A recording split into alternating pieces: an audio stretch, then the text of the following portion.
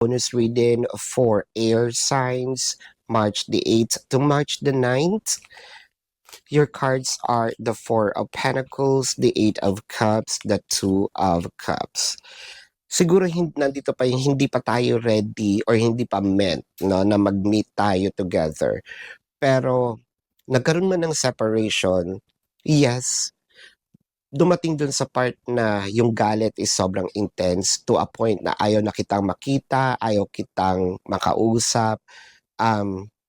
I am literally no or intentionally sinasabi kong wala ako dito sa bahay no or may ginagawa ako, nandun pa rin yung emotion no.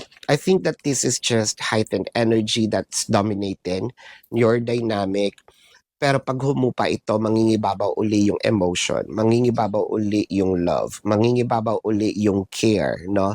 The way how you used to care to the person or probably your person to you, no? So, medyo kalma-kalma lang dahil pahupa na rin naman itong inyong mga inis sa isa't isa. So, this is your quick reading or bonus reading rather for air signs for March the 8th to March the 9th. My name is Daphne, but spirit calls me bye-bye.